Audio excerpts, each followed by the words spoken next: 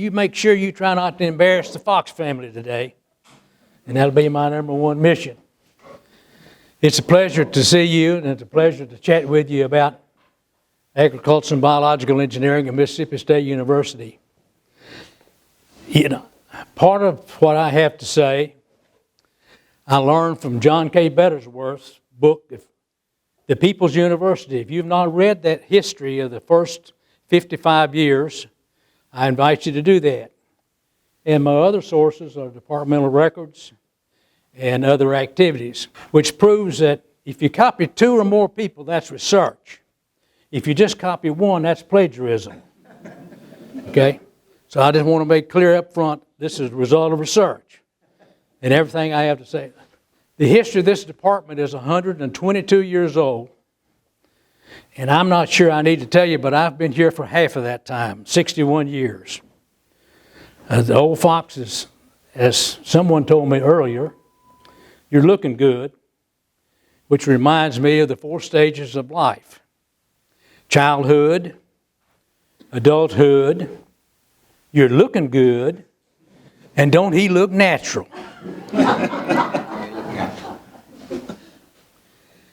I'm an 86-year-old fox, and my maintenance physician says you're looking pretty good.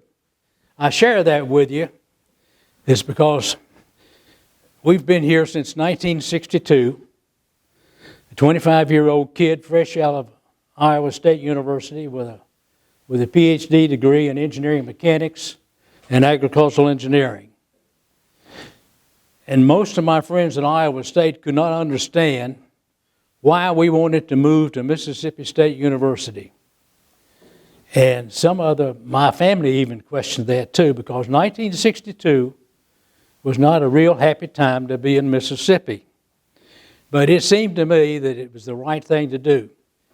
We came to visit in the spring of '62, and what we discovered, it was one of the most progressive administrations that I had come across in my early career.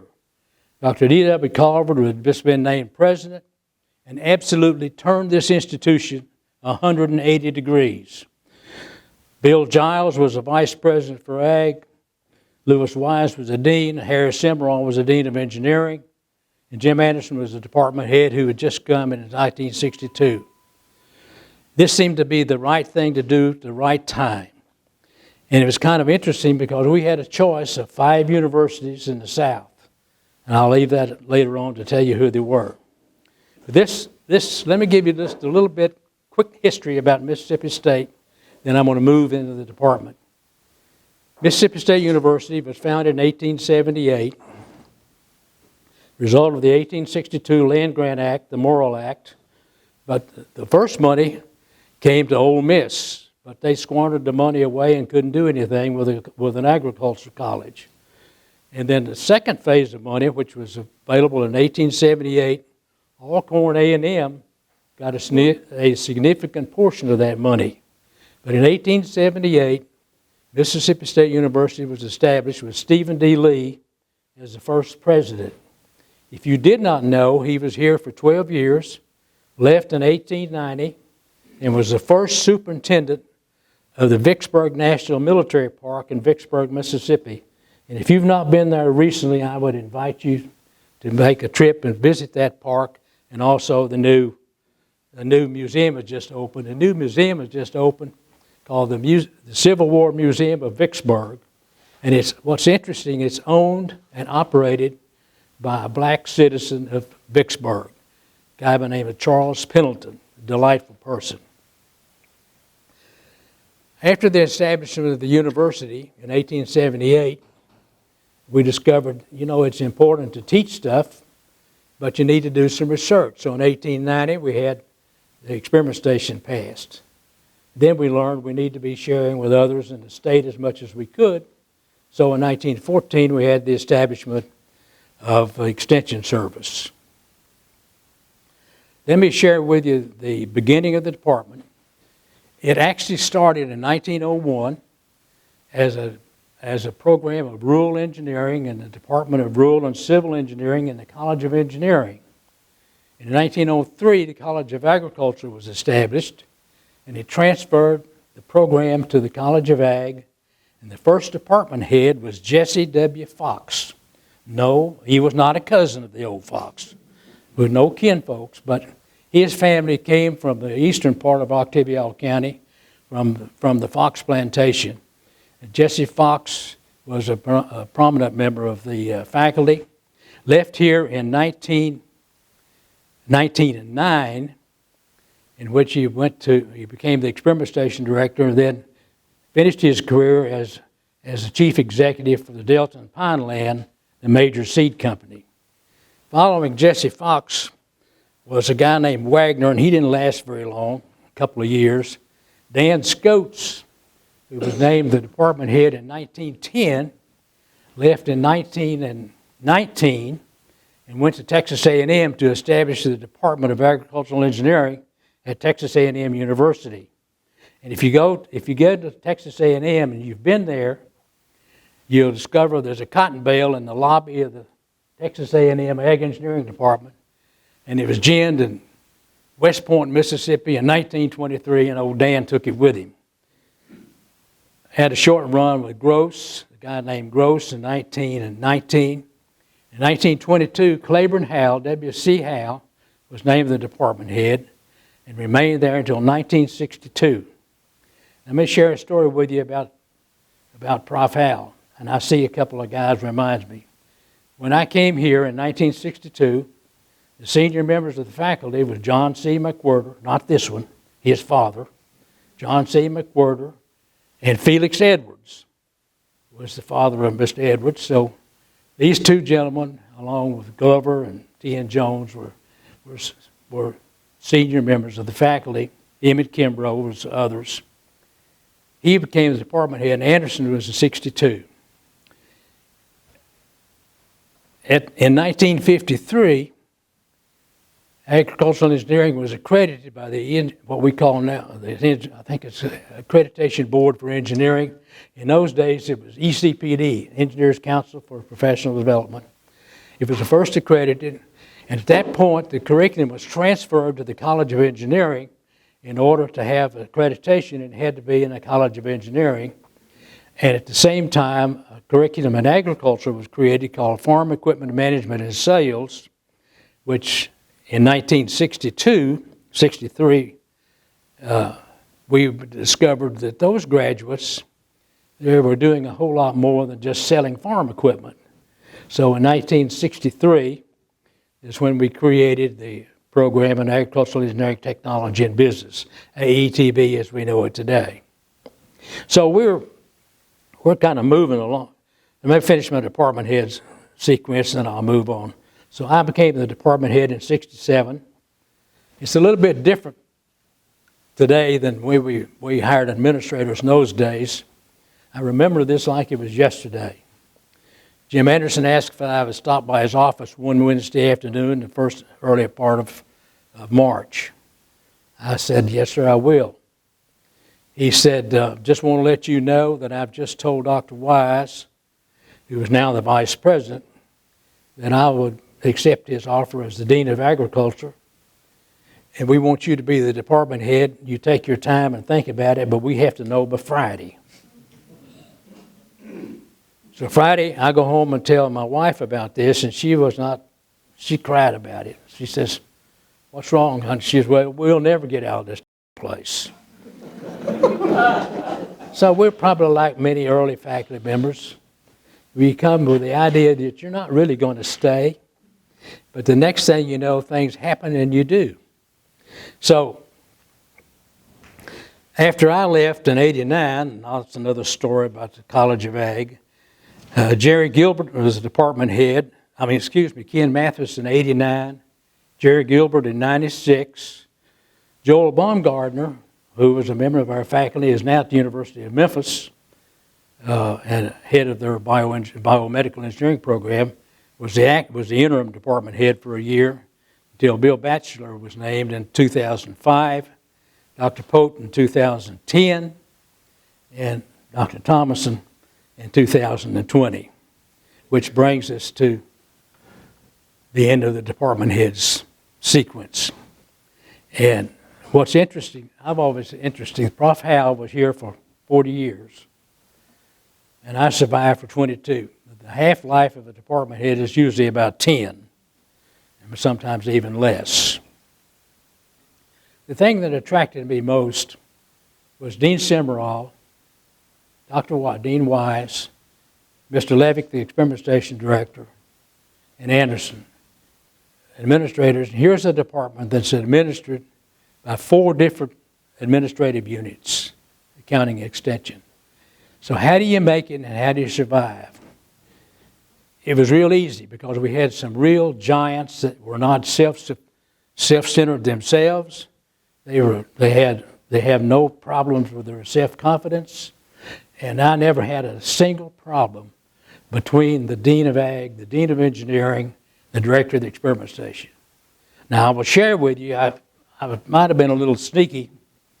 Whatever I did as a department head, and whatever our faculty did, regardless of what the issue was, all of those people were informed at the same time with the same memorandum. Never did I send a single memo to one dean without sending it to the others. Because the worst thing can happen to a department like this is for one dean to get the idea that you're playing favorites with one side or the other. Now, once we became an engineering program, and when the faculty senate was formed, the faculty were members of both faculties of the College of Engineering and the College of Ag. We did reach an agreement with Dean Simmerall and Dean Anderson at the time, he was the dean, that we would be members of the faculty in both places, but we would only serve as officers representing the College of Ag and the Experiment Station. See, the Ag and the Experiment Station was jointly administered. Most of the monies were administered through the Division of Ag, simply because it was an easy thing to do. It was easy because of the Experiment Station funding, the College of Ag funding. These units were separate until 1948, when Ag and the Experiment Station were combined together. Prior to that time, Prof. Howe was the head of Ag of the academic program. General T.N. Jones, and I called him the General, he was.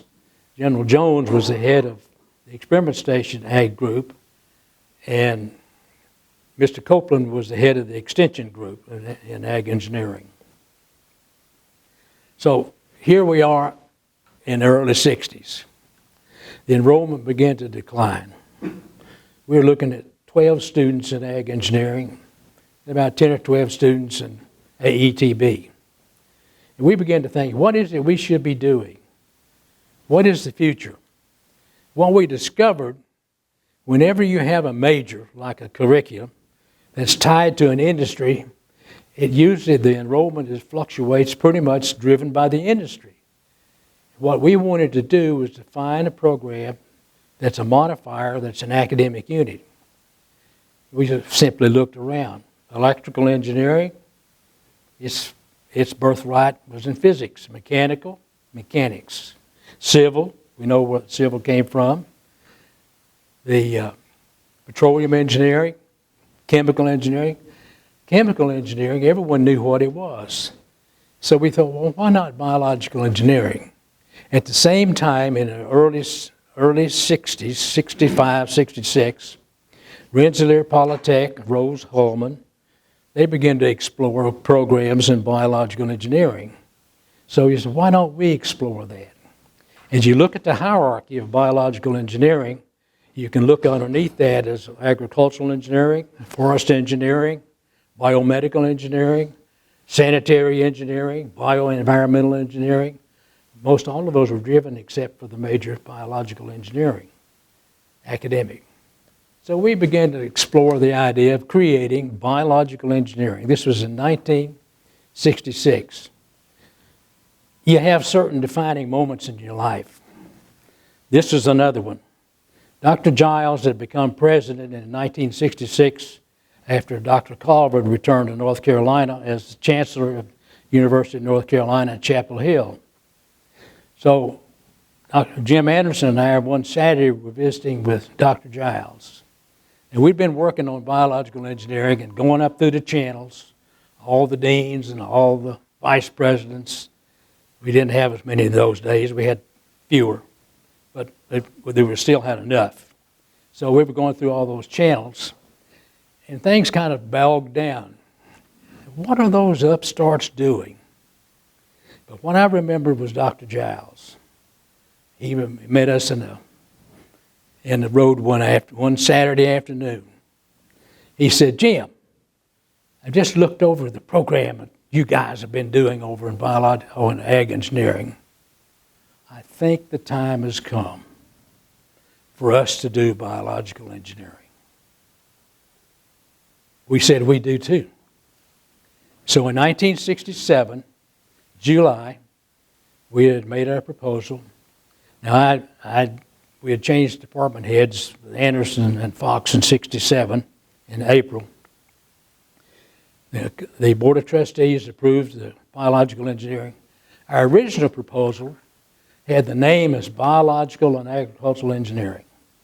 That seemed to be over encovering, and we didn't particularly care for the acronym ABE, but anyway, when it got to the Board of Trustees, one of the trustees was a former dean of ag called Lipscomb. And Lipscomb threw a fit. He says, "What are those idiots doing? They're trying to get rid of agriculture. They're trying to kill it." He said, "Dean Lipscomb, don't worry about it." He said, "Everybody knows agriculture is first. Fine, we'll call it agricultural and biological engineering." Jim and I were in Saskatchewan, Canada at the time at a meeting like faculty do these days, in those days. Lewis called and said, "We got it approved, we got a little glitch. Dr. Wise, don't worry about it. They'll be happy with us." So in 1967, we began to explore the curriculum. The opportunity presented itself with faculty members, and we set about defining what we wanted to hire in terms of faculty. And I'll have some more to say about faculty in just a moment. But what we really wanted to do was a curriculum that's going to be accessible and of interest to a broader range of population. See, prior to 1967, prior to 1970, Mississippi State University was a white male institution. That's a fact. And we looked around, we said, you know, half of this state are female. 40% of this state are people whose ancestors came from Africa. What we need to be thinking about are programs that are suitable, of interest to people regardless of gender, social status, or national origin. We can 4 times our curriculum overnight just by simply making this accessible. Professor McWhirter, Professor Edwards, Professor Glover, and we've been able to hire 4 new faculty: Bill Blair, Dale Threadgill, David Veal, and Brom Verma, all 4 of them, from 4 different institutions. Bright young kids, coupled with some senior seasoned professors. So we began to start. The first female student, let me check my date on that, was Diane Allen Hawks, and this was in I know I've got it some.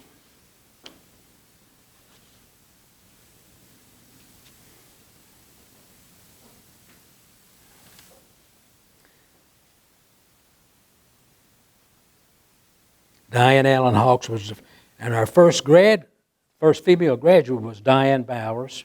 The last account I had of Diane was, she was at Emory. She had finished her PhD at Dartmouth. And the first bioengineering graduate to vet school was Carol Walker. The first biological engineering graduate that went to med school was a guy by the name of David Skank. And all at once we discovered, hey, this is not a bad pathway. Now, we were not promoting this as a pre-med program. This was an engineering program, founded in the fundamentals of engineering science, engineering design, and engineering systems, with the biological modifiers, physical properties, bioenvironment. And you keep naming those. And that was the program. But it turns out that a biological engineering student is a pretty good candidate. Number one, they've got all the prerequisites that a med school is looking for. And number two, they're usually bright as all get out. Number three, they're going to ace the MedCat test. And those are the three things that get you into med school. And we were always good and proud, or at least I was a certain amount of pride. From 67 to 89, every graduate from biological engineering that applied to med school was accepted. Every one, not the first. Let me back up a little bit. Now, so here the female students we have find ourselves with the gender. The first black student in the department was Ralph Bender. Now, many of you probably don't know that he was the second black student at Mississippi State University. The first was Dr. Holmes. The second one was Ralph Bender in ag engineering in 1970. The first black student in bioengineering was his brother Willie. The next one was John Madison, was in the 76.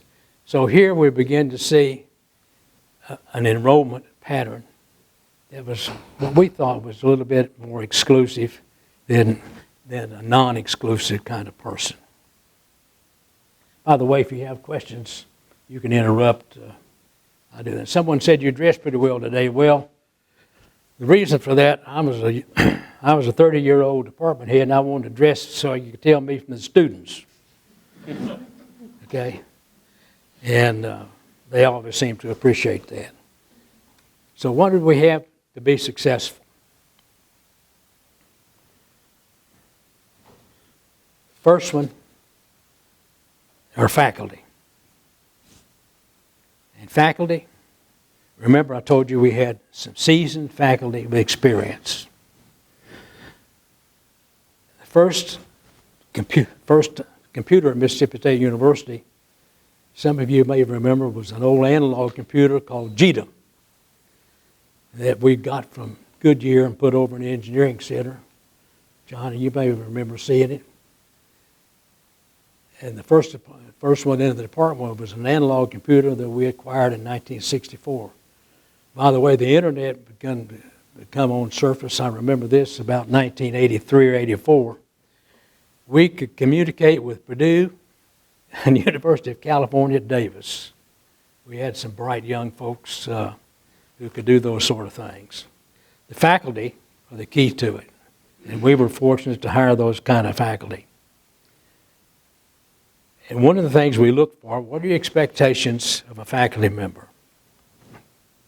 Well, they become pretty clear. You want a person who's hiring a faculty a whole lot like buying a bird dog. What do you do when you buy a bird dog? You buy a bird dog based upon a pedigree, and you keep him based upon performance. That's pretty much the way it is with a faculty. When you go looking for a faculty member, you look for a resume. You look for the kind of experience that demonstrates creativity and expectations and the kind of program. Why did we choose?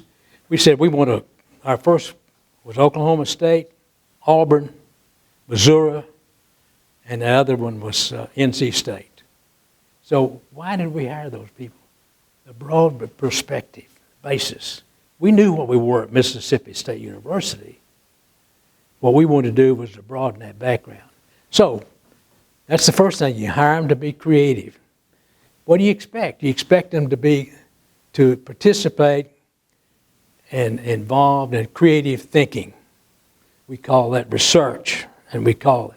And the third thing, you want them to share the results with another human being so that person can improve their life. Publish or perish, folks, that's not a myth. If you don't publish, we're all going to perish. That's a secret. You share your results of your work. And the fourth expectation of a faculty member is you have to begin the assessment process. We call that grading, or we call that peer review, whatever you want to call it. Let me go back to my first role as a department head. How you learn from those experiences. We didn't have a charm school for department heads back in the 60s. We had no place to learn. So here I am, a 30-year-old kid, now in charge of a department with a pretty good budget. And the first assignment I had was to allocate the budget for the coming year. Fox, that's what you got to do.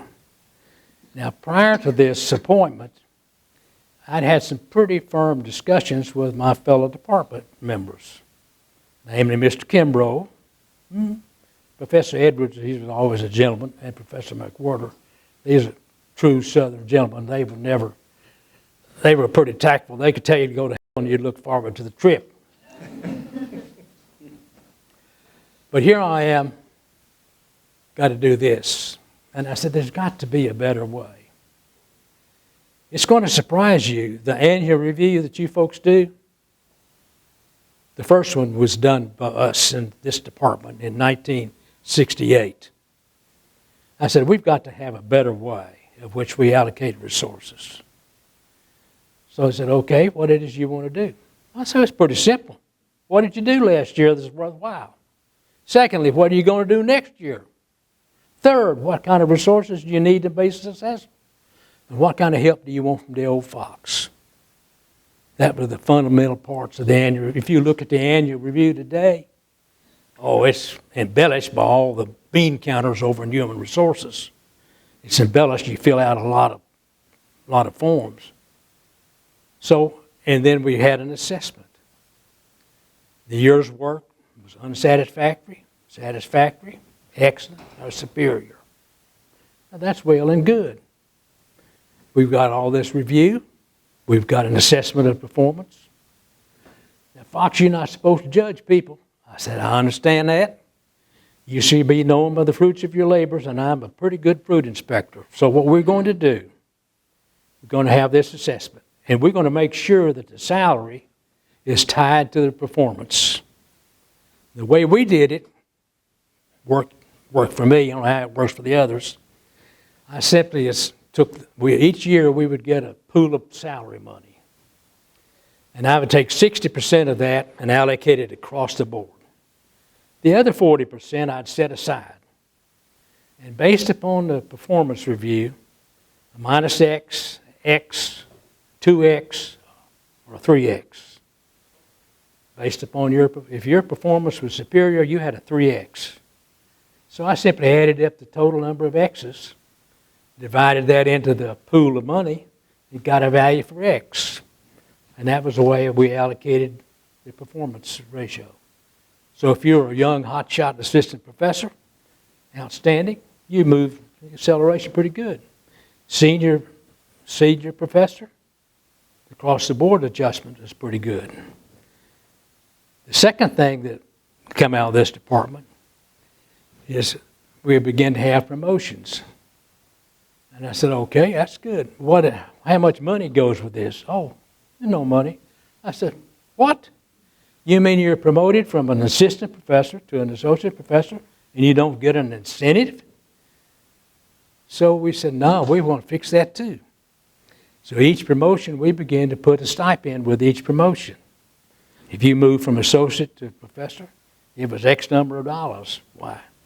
The reason I share that with you, remember? Bird dogs. We keep them on performance. During my tenure as a department head and as a dean, I never had to terminate a faculty member. And part of that is the best time, the easiest time to terminate someone is during the interview. Don't hire anybody. Don't hire anyone. Always make sure. The other lesson I learned from Mr. Levick, it had to do with the department heads. Remember, Fox, you got to make up your mind, but we got to know Friday. I didn't know what my salary was. I didn't know what my faculty rank was. I'm an associate professor. Until I got the minutes from the Board of Trustees. Making just a few dollars more when he went to the dean's office. I was flabbergasted. So I go to see Mr. Levick and Dean Simrall. I said, gentlemen, I said, I don't understand this. I said, here I am, just an associate professor. They looked at me and they said, Fox, you don't understand. That's what the job pays. If you ain't worth $18,000, you ain't worth 12. So we priced the job. And that's the reason we never had a lawsuit about gender. We never had a concern about underpaying a female or underpaying a black person, because when you hired someone, you hired whatever the job paid. And I was always pretty proud of that too, because there was an expectation that you didn't have to terminate anyone.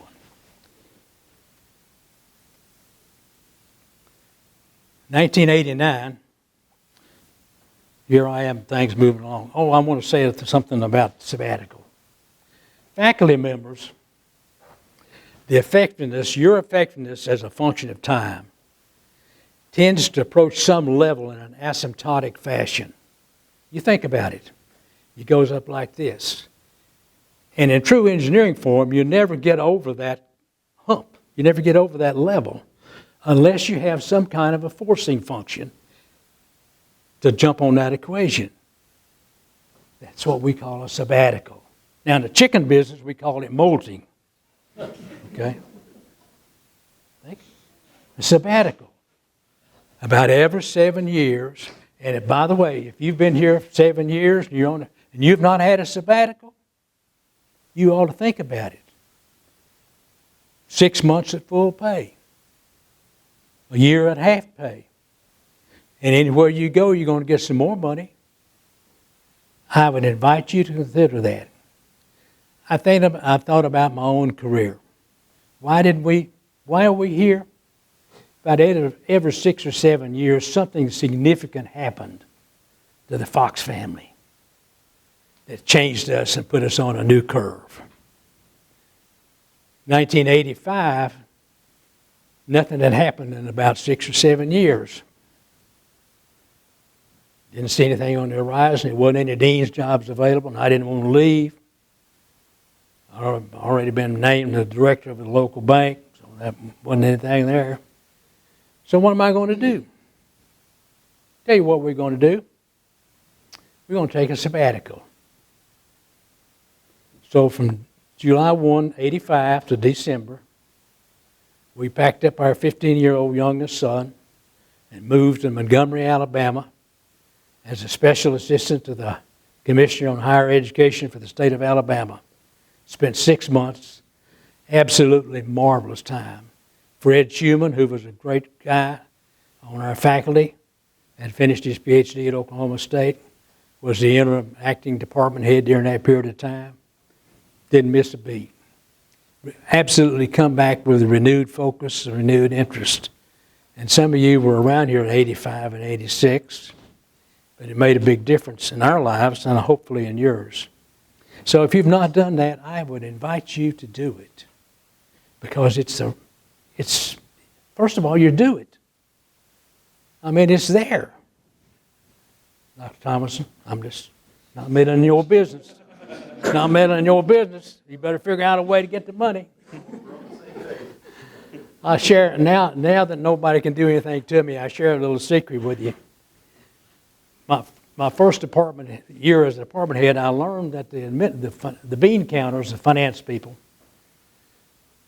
gave you a pool of money, and they always, your average salary had to be within that pool of money. Well, I discovered that they rounded to the nearest percentage. Well, remember this creative faculty? They could secure extra money. We had a budget in the College of Ag. We had a budget in the experiment station. Then we had what we called extramural funding. And then we had overhead accounts, all those kind of accounts. So we had plenty of money.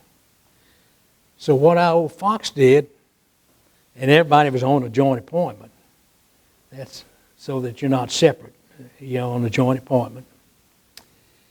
So we always had the money. So my pool of money, if I had a 5% pool, my average was 5.45%. And I did that for 20 years, and they never caught me.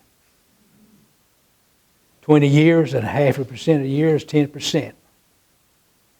And they can never figure out why our faculty, Dean Lindley said, I remember when I moved to the dean's office, Mrs. Green was the administrative assistant. She said, would you tell us how you did that? We never could figure out how your faculty were always paid better.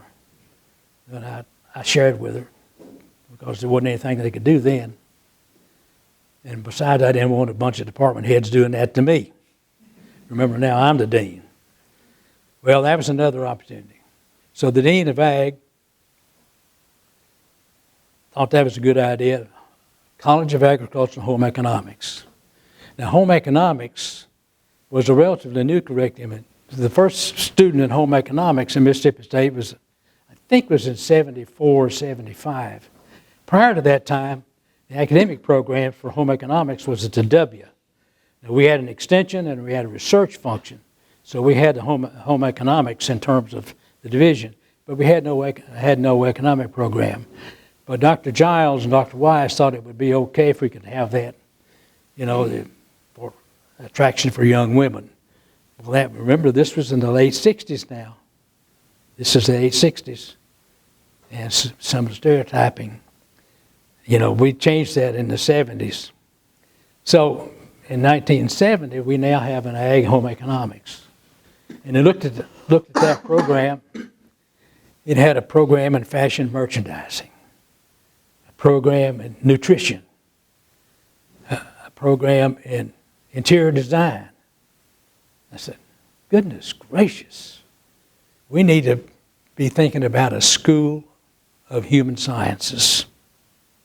This was 1990, 1981. School of Human Sciences. Now, the early proposal was School of Human Environmental Sciences. But what's the acronym? SHES, SHES. I said, oh, we can't do that. We're going to be falling into the same old trap. We want a School of Human Sciences. So we created the School of Human Sciences, changed the name of the college to the College of Agriculture and Life Sciences, and began to move forward. And there was always kind of a satisfying thing to see that, the graduates, we wanted them to be placed. One of our goals we established, we wanted 100% placement at faculty. So we had good students. The secret to success in students, we've got recruiters, we've got marketing experts, we got all of that. Well, that's what we did as faculty. The secret to student recruitment is to simply find them, get them, keep them, and equip them with the tools to be successful. That's the secret to success, nothing to it. We had a scholarship program that was based upon the fact you give a freshman scholarship, but the beginning of it is based upon the fact that you're expecting a 20% dropout at the end of the first year, so you'd have money to give to a new class. And I would argue with the student affairs people. I said, it makes no difference. What's important, how many students do you have? How many do you lose each year to graduation? And how many new ones come in? It doesn't matter if they're a freshman or a junior college transfer. And what we discovered in agriculture and in this department and in engineering, Dean Green,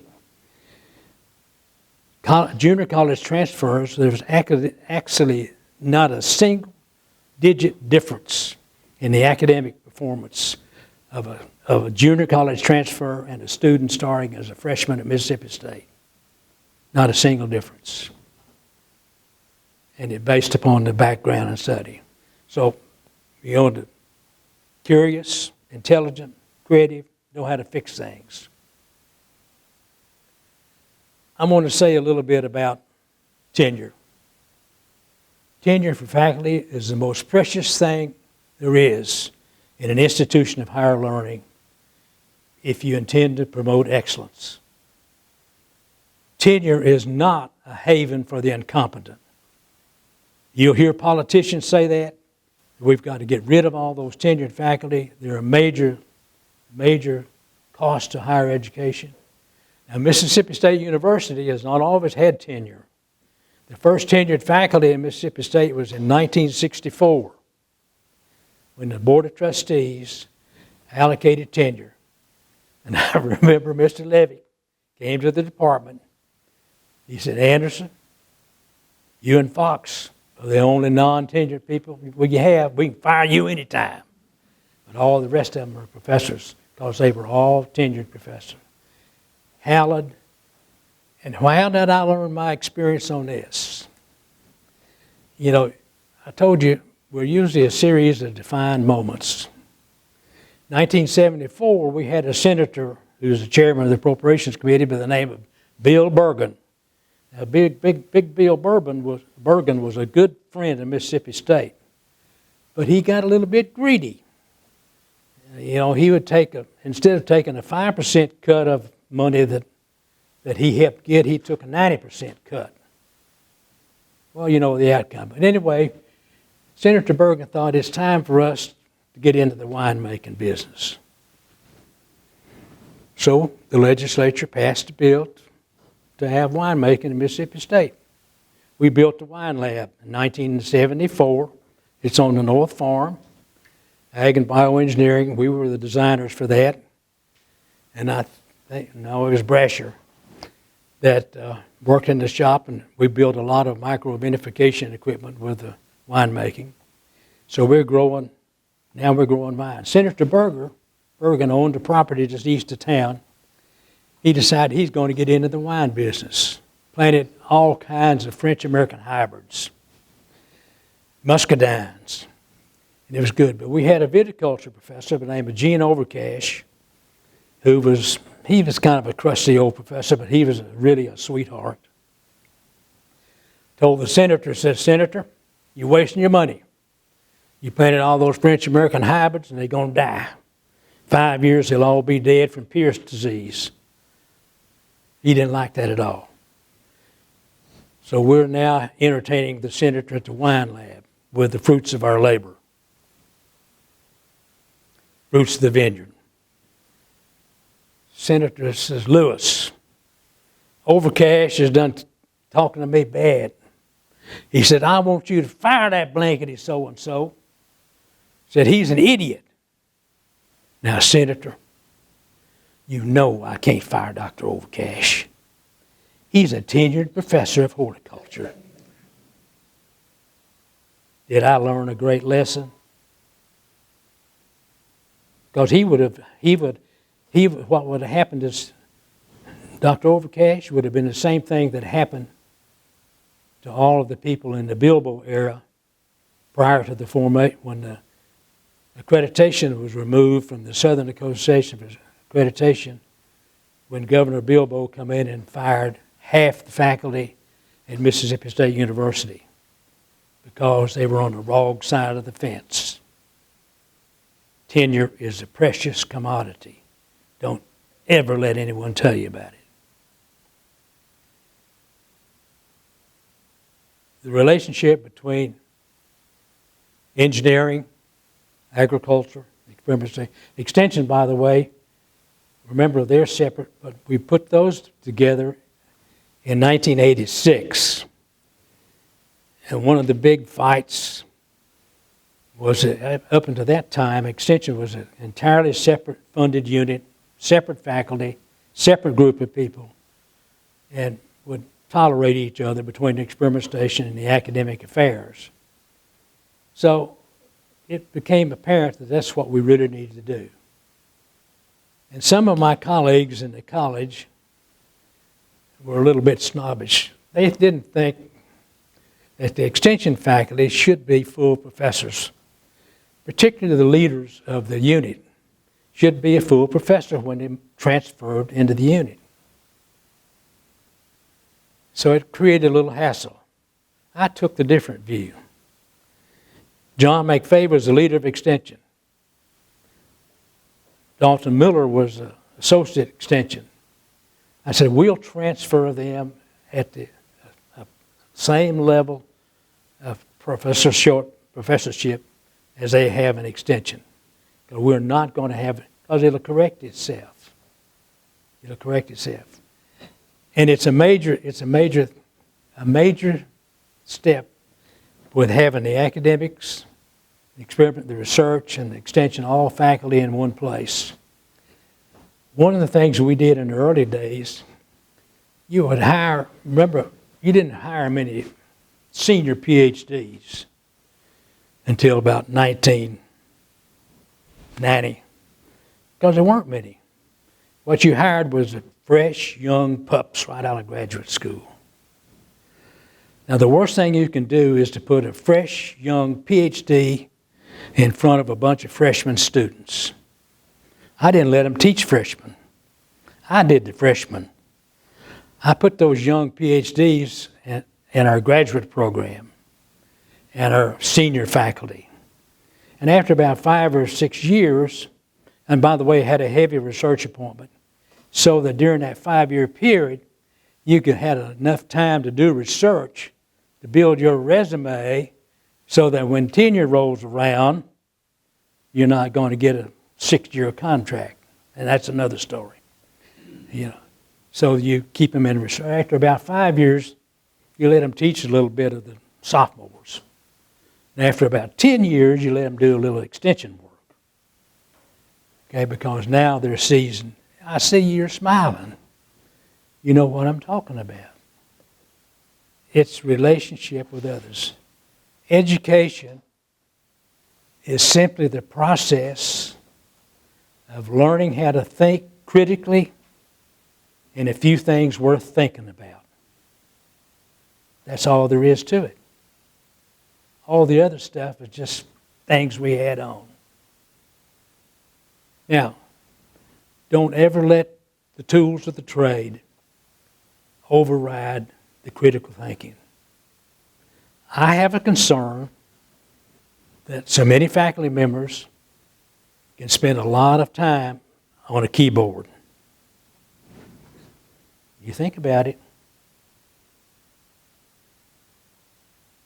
I remember the dean walked by, Dean Seminar walked by one day and had the folks working on the computer. I said, "What are they doing?" I said, "Oh, he's thinking about how he's going to improve this design." At the computer, said, "How do you know he's thinking about it and he's not playing games?" Results. I'll close out with you. Wes said, "Are you going to share some more laws?" I remember I had the freshmen. I wanted the freshmen. And the other class that I had was the senior seminar. I wanted them at the beginning, and I want them at the end, because when you're a senior in a seminar, I'm prepping you to become an effective alumnus. Ms. Clark, Ms. Strider, Mr. Brasher, I want you to become an effective alumni. And you start becoming that last year before you leave. Relationship. All the stuff in between, we hired people who could do that.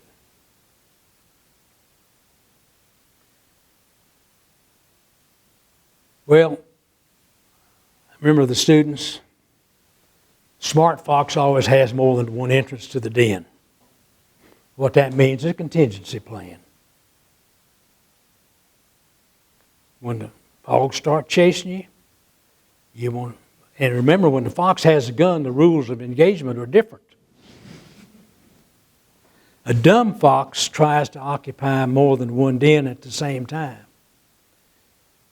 What that means is I want you to be loyal and faithful, both in your personal and your professional relationships. If not, you're a dumb fox. And just because a snake wiggles his tail does not mean you're supposed to pet him. You remember that with some of the people you deal with. You make sure when you're looking with them, they're looking you in the eye. And they're not fumbling around with some papers or something else. Because if they are, they're lying to you. You want to make sure that the agreement you reach, and you reach an agreement with, and never base your relationship with another human being on what someone else tells you. Never base your relationship with another human being based on what someone else has to say about that person. You base your relationship on what you and that person come to an understanding about. And you uphold your end of the bargain, and I expect to uphold mine. Remember I told you I had a faculty member, major concern, and I'll tell you. And we had to come to Jesus meeting, an understanding. And we did. We said, come to an understanding. This is what I expect from you, and this is what you can expect from me. I expect you to uphold your end of the bargain, and I'll do mine. That year, he did exactly what he said he would do. Exactly. And never once did he sideline the Fox. And that was the year we had 0 salaries. So they said. But that guy got a raise that year because he did what he said he was going to do. And my responsibility was to make sure he received the payoff. Guess what? When the word got around, if you have an agreement, you expect to keep your share. The other thing, and this is probably a first, and I don't know what they do today, but in 1967, the most secret thing on this campus was the university budget. Mostly. I said, why? Don't make sense.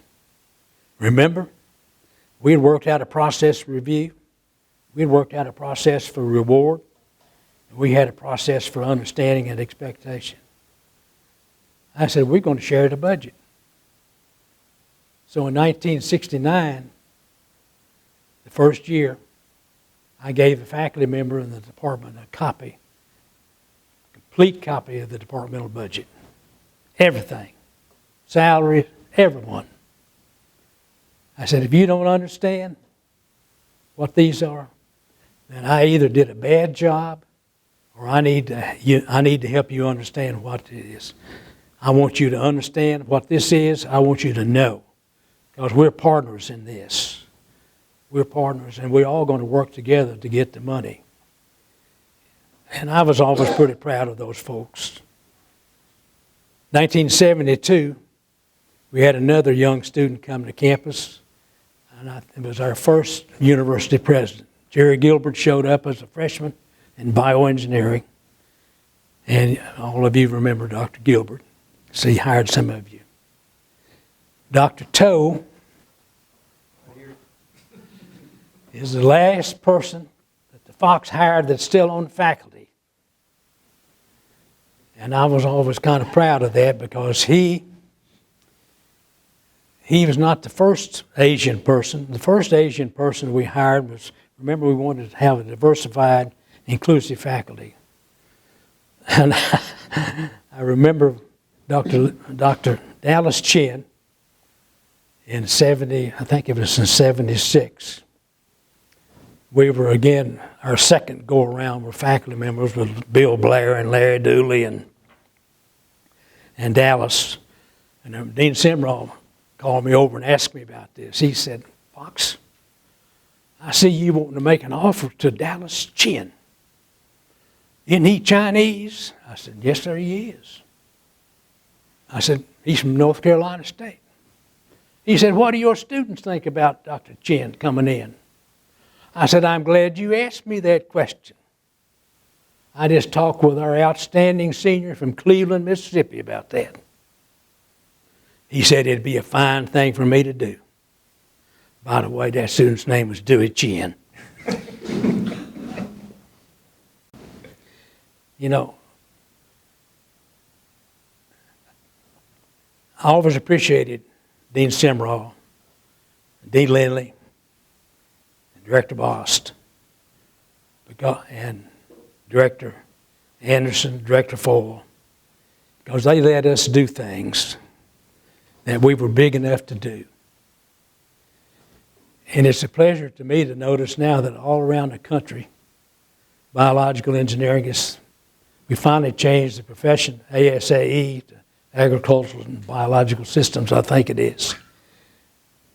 I remember those days in 1970, we would go to meetings of ASAE, and we treated it like stepchild at a family picnic because we were biological engineering. Remember, we had 24 students. And now I think it's, 550? Something like that. And been a great success. And I remember some of those. And I'll leave you with the comments that I took great pride in. 2 compliments paid to me recently by a former employee, former department heads, and former faculty. And I told Mary, I said, you can use this for the epitaph. And the first thing was that Fox always kept his word. Fox never kept anyone from reaching their full potential. And those are the 2 nicest things that I've ever had said about me in a personal way. And I appreciated that. And I've been acquainted with Dean Green since 1998, and in the College of Engineering and the College of Agriculture, Life Sciences, and the places. It's all together. It's a pleasure, and I appreciate you folks letting me come back. Oh, I've got one other thing. So let me find it. I want to share, I noticed we have some directors here for the foundation.